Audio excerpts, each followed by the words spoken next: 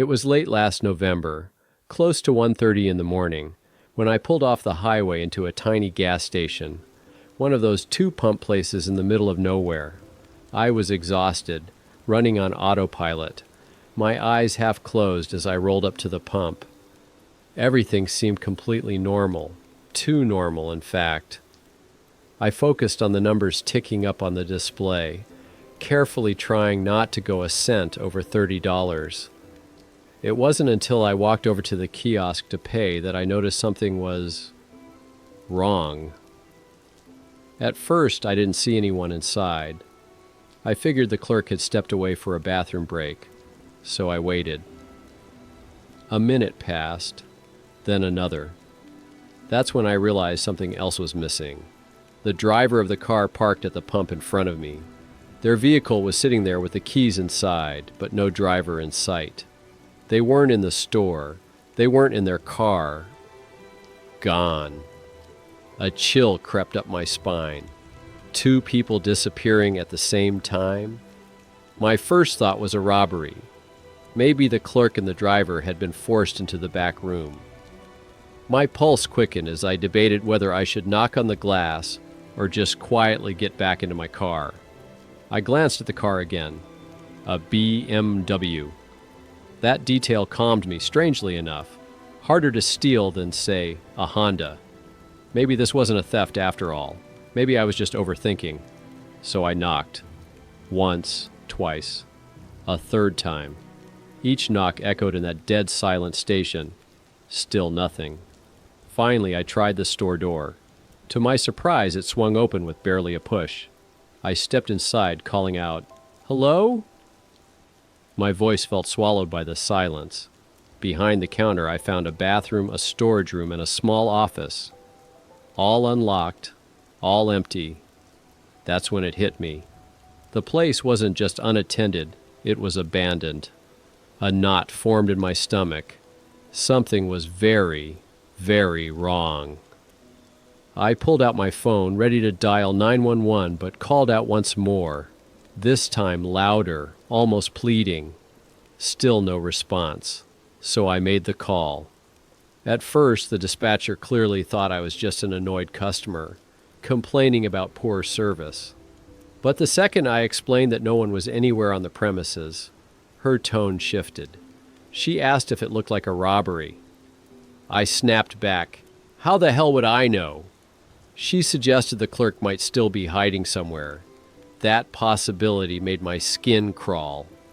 Reluctantly, I checked the perimeter again.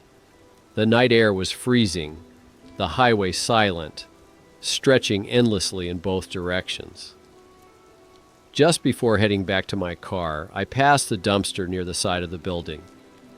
And that's when a thought I'll regret forever entered my head. Check inside. I only wanted to be able to tell the dispatcher, "Nope, not even in the dumpster." But when I lifted the lid, I immediately wished I hadn't. Inside were two bodies, twisted, stained, broken. One of them still wore a gas station uniform. I dropped the lid instantly and staggered back, my whole body trembling. My voice cracked as I muttered, "Oh God! Oh Jesus!" The dispatcher's voice was frantic in my ear. "Sir? Sir? What's happening?" All I could manage was, "They're in the dumpster! Dear God, they're in the dumpster!" The police arrived about 15 minutes later. By then I'd run toward the highway to vomit, panicked about contaminating the scene, only to end up making an even bigger mess of myself. I paced back and forth, chain hitting my vape, until I finally saw the red and blue glow of a squad car pulling in. They questioned me briefly, then told me I could leave. Later that night, I scoured the internet for answers. News articles confirmed what I'd seen. Two bodies found at a gas station, discovered by a member of the public. But nowhere in any report was there an explanation of who they were, or why they had been killed. Since that night, I've never looked at late-night pit stops the same way. I keep my fuel gauge in check, And if I see a gas station that looks too quiet, I don't even slow down. I just keep driving straight into the darkness.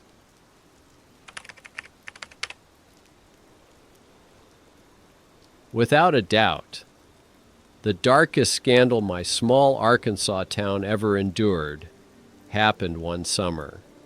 A ninth-grade girl was found unconscious on the side of the road after a terrifying attack while walking home from school. At first, people thought she had only been beaten, but the truth was far worse. She had been harmed so severely that doctors were forced to perform emergency surgery to save her life. And I'll never forget the press conference afterwards. The doctor, strong, experienced, a man who had seen it all, broke down in tears. Right there on stage. Yes, he told us she would live, but even he couldn't hold back the weight of what had been done to her. From that moment on, fear spread like wildfire. The girl's memory was broken. She couldn't give a clear description of the attacker, and so, suspicion poisoned every corner of town. State police swarmed the place.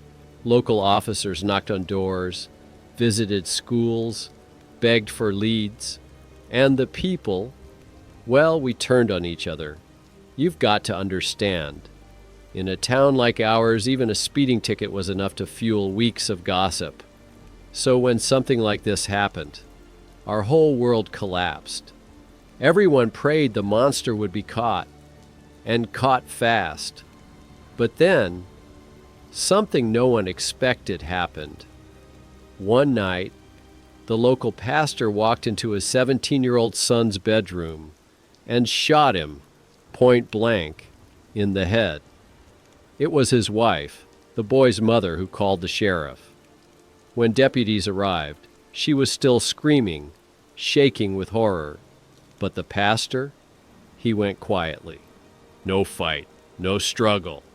He simply held out his wrists and let them cuff him. At the station, he confessed. He said he and his son had argued, that he walked downstairs, opened his gun safe, took out a pistol, and then calmly walked back upstairs to end his boy's life. He told them the caliber. He told them the weapon. Every detail, except the one that mattered most. Why? No matter how many times they asked, no matter how they pressed him, his answer was always the same. I did it. Take me to jail. Officially, that's where the story ends. No reason ever given. A father killing his son.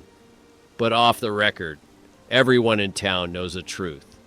The person who attacked that ninth-grade girl was never found. No trial, no justice, only silence. And that silence speaks louder than words. Because we all know the pastor killed his own son for what he had done to her. The only mystery that remains is how he knew. Did his boy confess? Did he find something? Something he wasn't supposed to see? We'll never know. People whisper their theories, some out of pity, others out of malice. But in the end, it doesn't matter. Because in this town, most folks believe the same chilling thing, that the pastor did the right thing.